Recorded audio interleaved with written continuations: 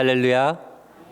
이 수요일 저녁 하나님을 사모함으로 나오신 우리 모든 성도님들에게 하나님의 한량없는 은혜와 복으로 함께해 주시기를 주님의 이름으로 축복합니다. 아멘. 자, 오늘은 발상의 전환이 필요합니다라는 제목으로 말씀을 전하려고 합니다. 이 발상의 전환이 무엇이죠? 익숙한 방식에서 벗어나서 새로운 방식으로 생각하고 나아가는 것을 발상의 전환이라고 이야기를 합니다.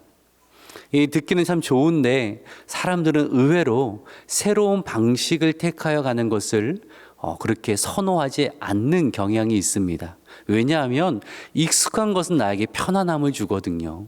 익숙한 것은 내가 잘 알고 있거든요. 그런데 그 편안한 익숙한 영역에서 벗어나서 무언가 새로운 것을 한다는 것은 사람들에게 두려움을 주기 때문에 이 발상의 전환을 잘 하려고 하지 않는 경향이 있다라고 합니다. 그런데 역사의 흐름을 보면요, 역사상 위대한 인물들을 살펴보면 발상의 전환을 통하여서 인류의 놀라운 일들을 이루었다라는 거죠. 대표적인 인물 중에 하나가 유럽의 천문학적인 니콜라스 코페르니쿠스입니다. 당시 사람들은 잘 아시는 것처럼 우주의 중심이 지구라고 생각을 했잖아요. 그래서 지구를 중심으로 모든 천체가 주위를 도는 것이다라는 이 천동설을 믿었습니다. 그런데 코페르니쿠스가 아무리 생각을 해봐도 천동설을 가지고는 맞지 않는 그러한 움직임이 너무나 많은 겁니다. 일단 모든 사람들이 지구가 중심이다라는 그 생각을 하고 있을 때에 이 코페르니쿠스는 생각을 한번 바꿔보는 거죠.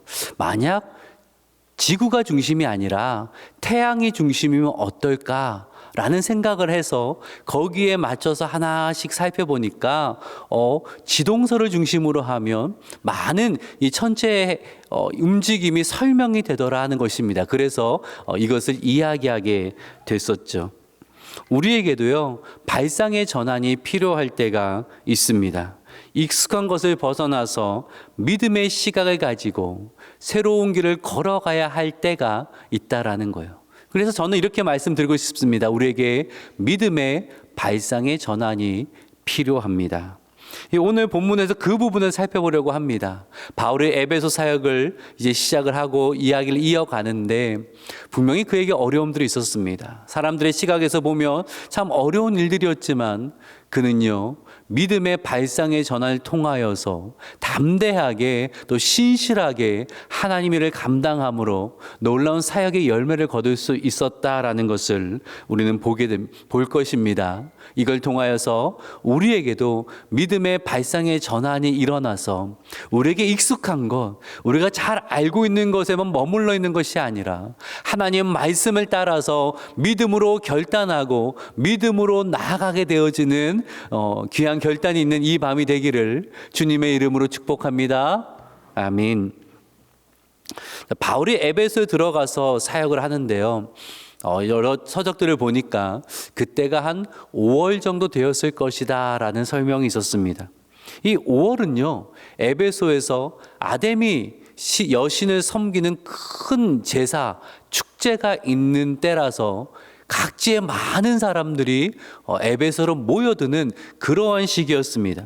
이 아데미는 헬라어로는 아르테미스 여신인데 그리스 최고의 신이 제우스잖아요. 이 그리스 신화에 따르면 이 제우스에게는 남매가 있습니다.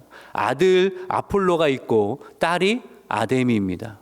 아폴로는 아주 강한 힘을 상징하고요, 아데미는 풍요와 생산, 이것을 상징하는 것으로 여겨졌습니다. 아무래도 풍요 그리고 번영, 이런 것이 사람들의 마음을 많이 사로잡지 않습니까? 그래서 당시 지중해 일대에 아데미 여신보다 더 숭배를 받는 신이 없었던 것 같다라는 그러한 기록도 있더라고요. 에베소는 아데미 여신이 태어났다라고 여겨지는 장소였어요. 그러니 에베소에는 아데미를 위한 큰 신전이 있었는데 한번 그림을 보여드리면 당시 문헌과 기록을 통해서 보고 난 사진입니다. 아주 큰 신전인데 자료를 봤더니 그 신전의 길이가 127.5 5m라고 하고요. 그 넓이가 36m라고 합니다. 그리고 이 기둥들이 많이 있잖아요. 이 127개의 기둥들이 이렇게 있는데 기둥의 지름만 하더라도 한 2.25m 정도 아주 큰 기둥, 높이는 18m 정도 되는. 그러니까 당시로서는 정말 상상할 수 없는 아주 큰 신전이었다라고 해요. 우리 동산교회 성도들은 워낙 스케일이 커서 뭐 이 정도로는 크게 놀라지 않겠지만, 아주 당시에도 웅장하고 크고, 그리고 대리석으로 쫙 깔려 있고 모든 것이 그리고 아주 귀한 것으로 되어 있는 그러한 신전이었습니다. 그리고 아데미 신상은 더 한번 보여드릴게요. 약간 이렇게 좀 화면 때문에 좀 넓어지긴 했는데 뭐 이렇게 아주 이렇게 넓은 그러한 건 아니고, 보시면 잘 보이시면 모르겠는데, 왕관을 썼고요. 그 다음에 당시에 여인의 가슴은 풍요를 상징을 합니다. 그래서 이 상복부 위에 이렇게 많이 있는 거는 무슨 많이 물건을 가지고 있는 것이 아니라 총 18개의 가슴을 달고 있는 그러한 거예요. 그래서 풍요의 신이라는 것을 의미하고요. 잘 안 보이시겠지만 전신에 이게 무늬가 새겨져 있는데 그 무늬는 뭐냐면 각종 동물과 그리고 과일들의 무늬가 새겨져 있습니다. 그리하여서 아데미는 모든 생물의 어머니다, 그렇게 여겨져 칭송을 받고 있었다라는 거예요. 이 아데미 여신은 사람들에게 풍요와 번영을 가져준다라고 믿었습니다. 그러니 에베소로 와서 신전에 와서 이 모든 걸 참여하고 나서 꼭 사가는 게 있는데, 아데미 이 여신의 그 조각상, 은으로 만든 조각상을 꼭 사갑니다. 왜냐하면 그것이 있으면 우리 가정에 부가 임하고 그리고 또 자손이 번창할 수 있다라고 생각했기 때문에 와서 꼭 사갔는데, 하나만 사갈까요? 아니죠. 잃어버리면 어떻게 합니까? 한 2-5개 사가고, 또 가면 옆에 사람들이 부탁을 하죠. 내 것도 좀 사주고 또 누구 것도 사주고. 그러니까 아주 많이 한 번 오면 여러 개를 사가는 겁니다. 은으로 만들어서 싸지도 않은데 여러 개를 사가요. 그러니 이 아데미 조각상을 만드는 관련된 산업이 아주 번창했던 곳이 에베소였다라는 거죠. 많은 사람들이 아데미 여신을 섬겼어요. 뭐 건강하게 해준다 그러고, 그리고 부자 되게 해준다 그러고, 번창하게 해준다고 하니까 누가 그걸 싫어하겠습니까? 그래서 매년 5월이 되면 아데미 신전에 어마어마한 인파가 몰려들었다는 거예요. 에베소에 큰 극장이 있는데 무려 25,000명을 수용할 수 있는 아주 큰 극장이 있을 정도로 많은 사람이 모여들었다라는 거죠. 그럼 많은 사람들이 와서 뭐 합니까? 자야죠, 먹어야죠, 기념품 사야죠, 소비해야죠. 그러니 이 에베소란 동시는 아데미 신을 섬기는 것이 종교의 중심이고 문화의 중심이고 경제의 중심이 되었던 그러한 도시였다라는 거예요. 이 바울이 에베소로 갔는데 하필이면 그 아데미 신을 섬기는 축제가 벌어지는 그러한 때에 갔다라는 거예요. 온통 사람들이 아데미 이야기만 하고, 사람들마다 아데미 신 조각상을 하나씩 들고 다니고, 그리고 사람들이 아데미 여신을 숭배하고 찬양하고, 그러한 일들이 가득한 때에 에베소로 들어갔으니 여러분, 사역하기 얼마나 힘들겠습니까? 어떤 마음 들겠어요? 야, 큰일 났다. 내가 와도 하필 왜 이런 때에 왔는가라는 그러한 생각 들지 않겠어요? 에베소 길게 머무를 곳이 못 되는, 다음에 다시 오자라는 그러한 생각이 들지 않겠습니까? 그런데 바울은요, 고린도서 16장을 보면은 그때의 일을 이렇게 이야기를 합니다. 8절은 제가 읽을게요. 내가 오순절까지 에베소에 머물려 함은, 9절 같이 한번 읽어봅시다. 시작. 유효한 문이 열렸으나 대적하는 자가 많음이라. 보세요. 바울은요, 뭐라고 말해요? 내가 정말 안 좋은 시기에 왔다라고 말하지도 않았고요.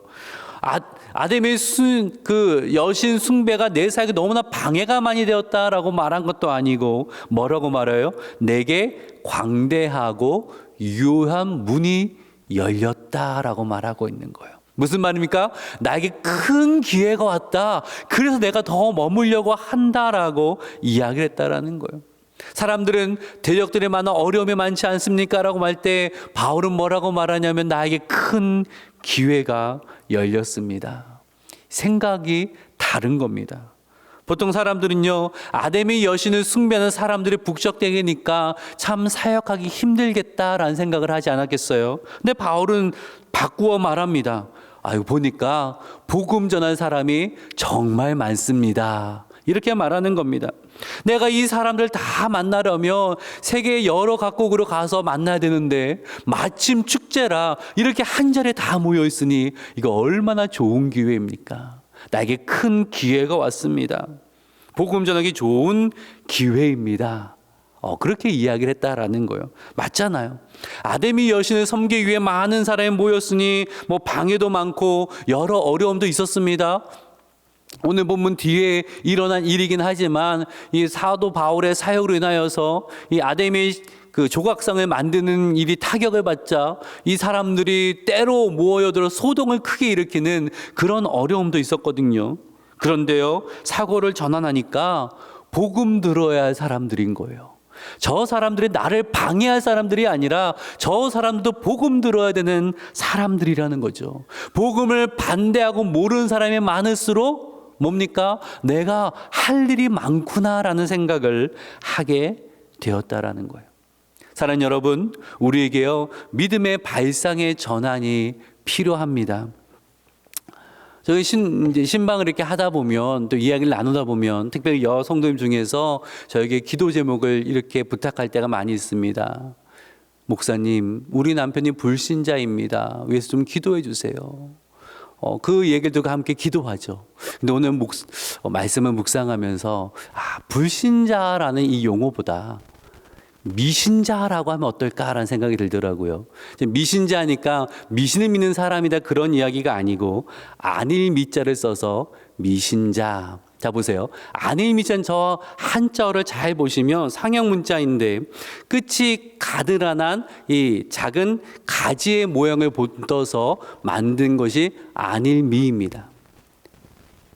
작은 가지를 보면 어떤 생각이 드세요? 뭐 이렇게 작고 잎이 별로 없어 라는 생각이 드세요? 사고를 바꾸면 어떤 생각이 듭니까? 이제 자라서 잎이 풍성해지겠구나. 그 생각이 들지 않아요? 사고를 조금 바꾸면 전혀 다르게 보인다라는 거예요. 불신 남편이 아니라 미신 남편. 그럼 다르게 보이지 않습니까? 지금은 믿음이 없어서 전혀 반응하지 않지만 기다리며 기도하며 복음을 전하다 보면 복음의 믿음의 본을 보이다 보면 아직 믿음에 이르지 않았으나 언젠가 이 믿음의 그 열매가 풍성하여지는 그런 믿음의 사람으로 성장하게 될 것을 바뀌게 될 것을 믿음으로 기도하시기를 바랍니다. 아멘이시죠? 바울의 생각이 이런 거예요. 아이고 불신자가 많네. 뭘 할 수 있겠어가 아니라 야 미신자가 많네. 열매 맺을 그러한 이들이 많이 있구나. 내가 힘을 내어서 더 오래 있으면서 이 사역을 열심히 해야겠다라는 생각을 했다라는 거예요. 마태복음 13장을 보면 예수님께서 4가지 땅에 떨어진 씨의 비유를 하시잖아요. 4종류의 땅에 떨어집니다. 어떤 씨는요, 이 단단한 길가에 떨어져서 새들이 와서 쪼아 먹어버리죠. 어떤 씨는 밑에 돌이 많은 돌밭에 떨어져서 뿌리를 잠시 내리다가 내리지 못하고 시들어 버립니다. 어떤 씨는 가시덤불에 떨어져서 조금 자라긴 했는데 결실을 맺지 못하였고, 어떤 씨는 좋은 밭에 떨어지죠. 좋은 밭에 떨어진 씨가 어떻게 됩니까? 우리 마태복음 13장 8절의 말씀 같이 한번 읽어볼까요? 시작. 떨어짐에 어떤 것은 100배, 어떤 것은 60배, 어떤 것은 30배의 결실을 하였느니라. 이 비유의 강조점이 무엇입니까?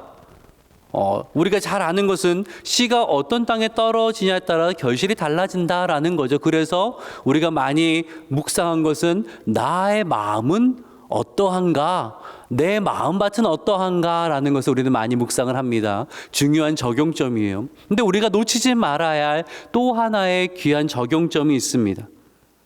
우리가 하나님의 말씀을 전하다 보면요, 마음이 길가와 같이 단단한 사람을 보게 됩니다. 아무리 말해도 다 튕겨 나가는 것처럼 듣질 않아요. 또 어떤 사람은 마음이 좀 돌밭과 같아서 처음엔 조금 반응하면 따라오는 듯 하다가 또 믿음이 이게 시들해버리고 가버린 사람도 있고요. 어떤 사람은 가시덤불 같은 마음밭을 가지고 있어서 믿음의 결실을 맺지 못하는 그러한 사람도 만날 때가 있어요. 근데 누구를 만날 때가 있습니까?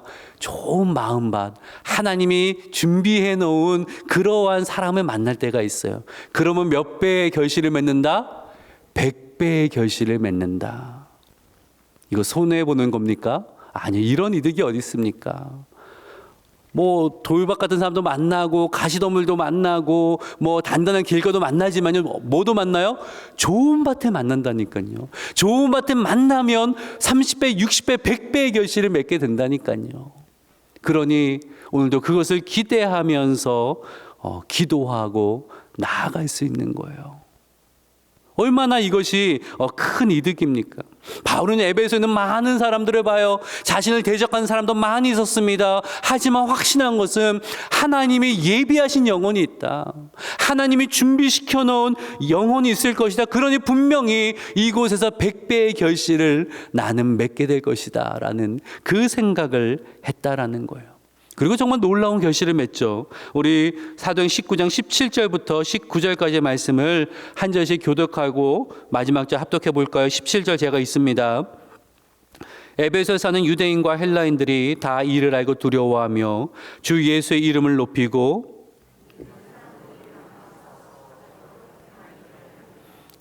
19절 같이 읽을까요?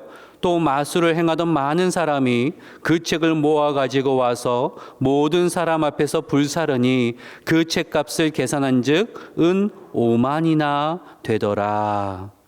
어떤 일이 있었다고요? 아데미 신을 섬기던 그 에베소의 많은 사람들이 하나님의 말씀을 듣게 되어지고 주께 돌아온 놀라운 역사가 일어나게 되었다라는 것입니다. 그러면서 어떤 일이 일어났냐면 마술을 행하던 사람들이 그 책을 가지고 다 불살라 버렸다라는 거예요. 이제 다시는 미신을 따르지 않겠습니다. 주술을 따르지 않겠으면 고백을 가지고 그 책이 귀하던 그 시대에 수많은 책을 가져와서 다 불살랐다는데 그 책값이 은 5만에 달했다. 즉 은하 한 개는요 당시의 노동자의 하루 일당 정도 되었습니다. 단순 계산 10만 원 치면 은 5만이면 50억 됩니다.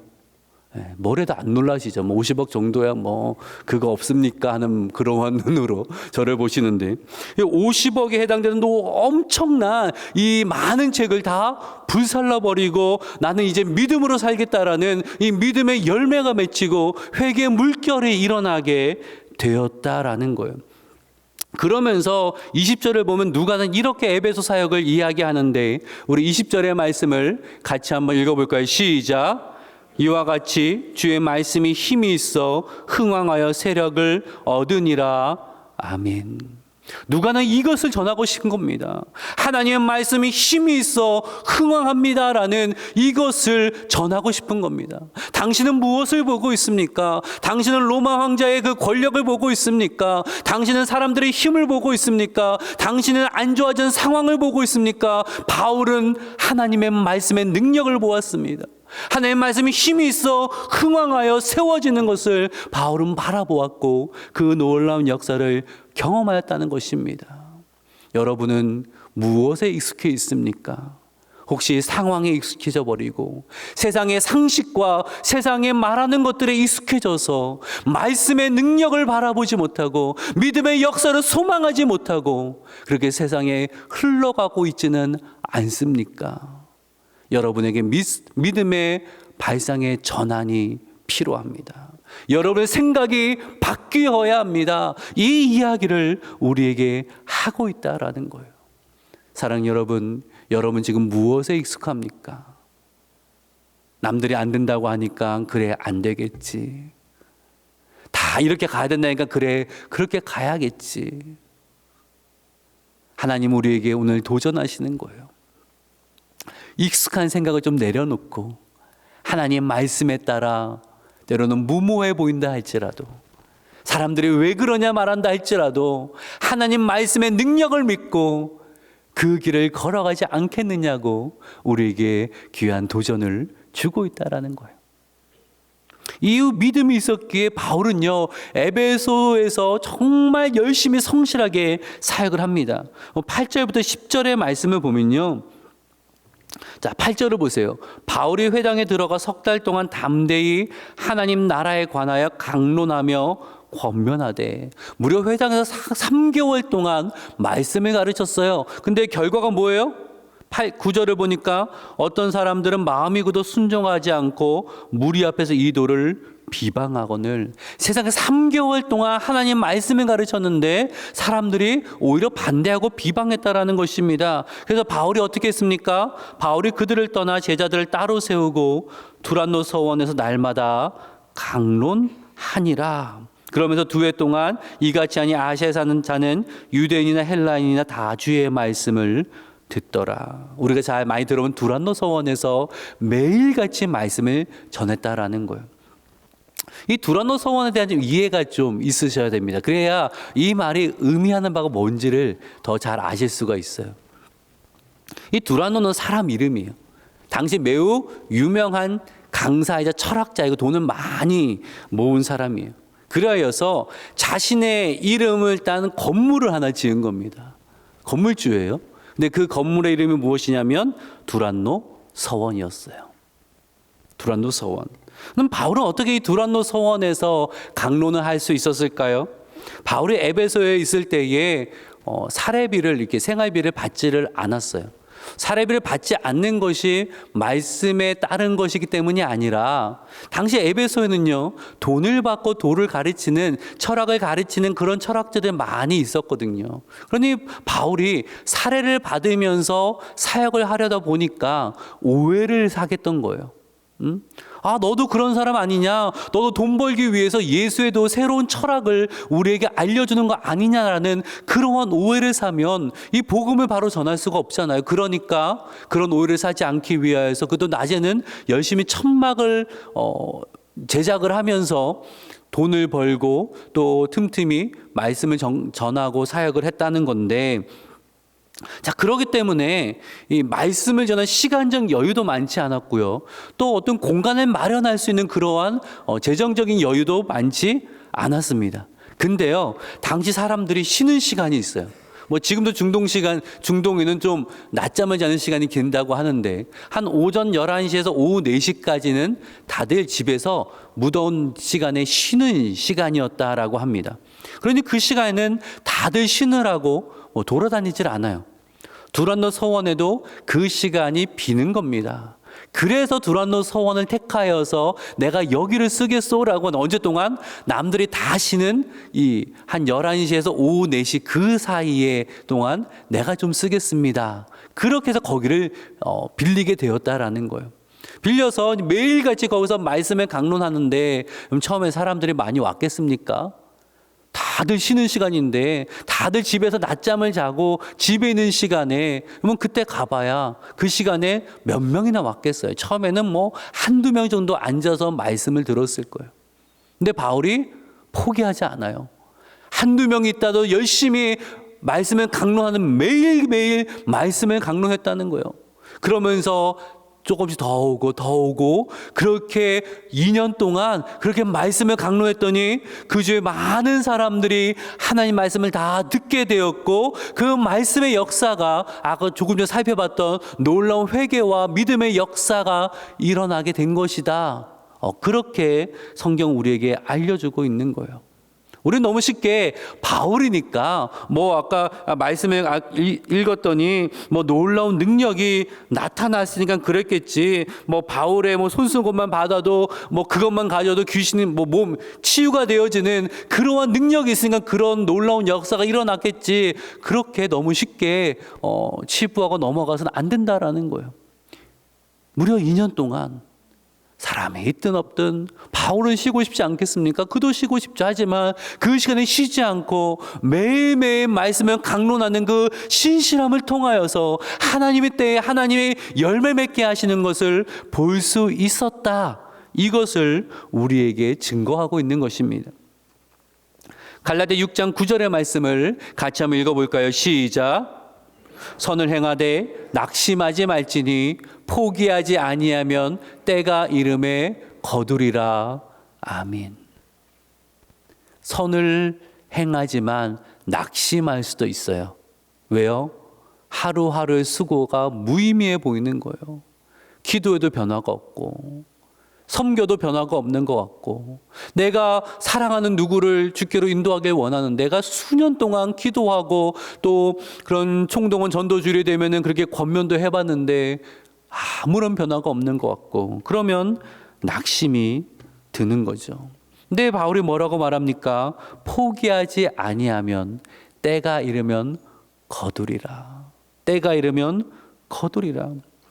그 수고가 쌓이고 쌓여서 하나님이 놀랍게 맺어가는 그 놀라운 열매를 맛보게 될 거라는 것입니다. 주님이 약속하셨던 것처럼 30배, 60배, 100배의 결실을 보게 될 것이니까 낙심하지 말고 계속 기도하고 기다리고 그 수고를 다할 것을 우리에게 말씀하고 있다라는 거죠. 이제 말씀을 정리를 합니다. 우리 두 가지 문장으로 말씀을 정리하도록 하겠습니다.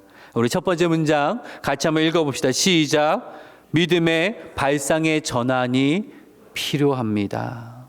여러분, 어느 순간 혹시 내 생각이 굳어 있지는 않습니까? 내가 늘 해왔던 거, 그게 안 되면 안 되는 거라고. 내가 이렇게 해봤는데 안 되니까 안 되는 거야 라도 그렇게 생각해버리고 이제는 믿음의 열망도 가지지 않고 이거는 기도해봤자 안 되겠지, 내가 부딪혀봤자 안 되겠지, 혹시 그렇게 살아가고 있지는 않습니까? 그러다 보니까 하나님의 믿음의 역사는 점점 내 삶에 사라지고 그저 익숙한 것을 따라서만 신앙생활을 하고 있지는 않습니까? 그렇다면 이 문장을 꼭 기억하십시오. 믿음의 발상의 전환이 필요합니다. 내 지식을 따라, 내 경험을 따라 그렇게 사고하고 살아가는 것이 아니라 하나님의 말씀을 따라서, 하나님 말씀하셨으니 그 말씀이 열매 맺을 줄 믿습니다라는 그 믿음을 가지고, 그 믿음에 따라 생각하고 그 믿음에 따라 행동하는 저와 여러분 되시기를 주님의 이름으로 부탁드립니다. 아멘. 그리고 한 가지만 더 문장을 읽어볼 거예요. 시작. 꾸준함이 열쇠입니다. 꾸준함이 열쇠입니다. 꾸준히 하다 보면 하나님의 때에 결실을 맺게 되는 거예요. 그게 자연의 이치 아닙니까? 올해 겨울 동안 메말라버린 나뭇가지를 보잖아요. 그렇다고 그거 베버리면 됩니까? 안 되잖아요. 왜요? 봄이 되면 하나님의 때가 되어지면 싹이 나고 또 꽃이 피고 열매를 맺게 되잖아요. 하나님이 그렇게 일하시거든요. 우리에게 원하신 것은 오늘도 물을 주고, 오늘도 심고, 오늘도 하나님 말씀을 따라 섬기고 사랑하고 기도하라는 거예요. 눈물로 씨를 뿌릴 때 기쁨으로 단을 거둘 것이라는 그 하나님의 약속의 말씀을 붙들고 신실함으로 포기하지 아니하고 하나님의 때를 기다리며 그 일을 감당하라는 것입니다. 그럴 때에 약속하신 놀라운 믿음의 역사를, 열매를 맛보게 될 줄로 믿으시기를 바랍니다. 아멘.